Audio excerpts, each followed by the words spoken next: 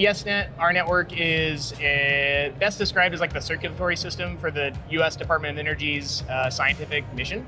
So kind of like the circulatory system in the body that moves blood from one part to another, we are basically the system that moves science data from one laboratory to another.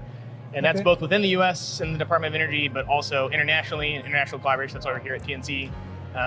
My role specifically is a full stack network automation software engineer, I believe is the wordy title, but basically I'm working on orchestrating our network and automating our network. I'm just a member of a big team that does that and makes sure that we can deliver packets in a reliable manner and a consistent manner from a configuration standpoint. Yeah, I'd say it's really important to have really fast networks in this day and age because everybody is so spread out. And in the era of big science, you have experiments that can't just happen in one institution. There are experiments that happen all across, for us, the US and the globe. So coordinating, or connecting to the LHC is a big part of it at CERN. But even within the US footprint, all of the different Department of Energy funded laboratories, you have researchers working on cancer research and energy research all across the country, and they need to be able to share that information with each other. And a network is what enables that, because these are really big workloads and really big file transfers that need to go from one location to another, and they need to happen fast. And so there's open kind of feedback systems that require human intervention for that the network traffic will be used for, but also like closed feedback systems where you'll have computers making the decisions about what to actually change parameter-wise for an experiment. And so having a reliable network that's very fast is an absolute key component of that.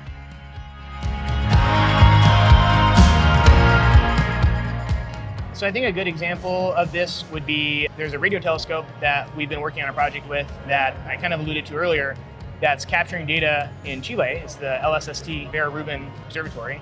And they're basically taking that data and sending very high amounts of that data very fast to supercomputing facilities across the world in different countries.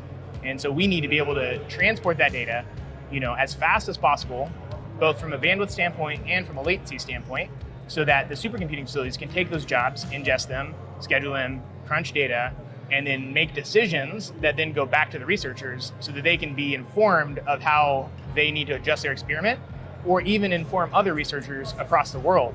If you see something special that you want to get other perspectives from an optical standpoint, an optical telescope standpoint, or a radio telescope standpoint, you could send off alarms to people, be like, hey, take a look at this section of the sky. So having a network that's incredibly reliable and low latency and can support just constant streams of really high resolution data. I mean, groundbreaking data. These are custom camera sensors that are built from scratch, right? I do think that really being able to distribute data broadly across the entire globe is really critical, because I think about the COVID pandemic and how all of that has spread us out even further.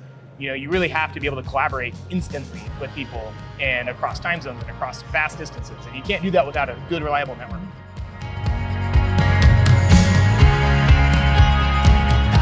Yeah, so over the past many years, we've been undertaking this big project called ESnet 6, which is upgrading our existing IP network and moving from a shared optical system to an optical system we manage ourselves now.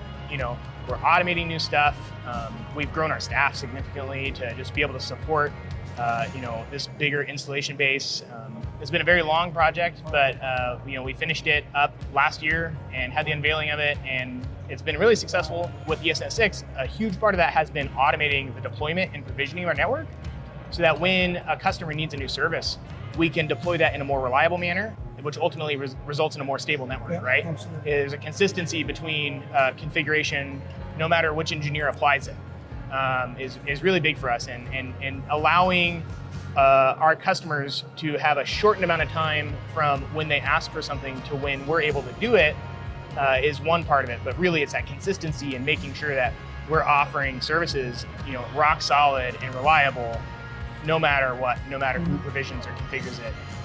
And that ultimately allows our engineers to focus more on design of new services versus being stuck doing implementation work a lot of times. And your late night cutover window is a little bit less stressful because you're pressing a few buttons in a web UI using the orchestrator versus having to copy and paste commands from a text file.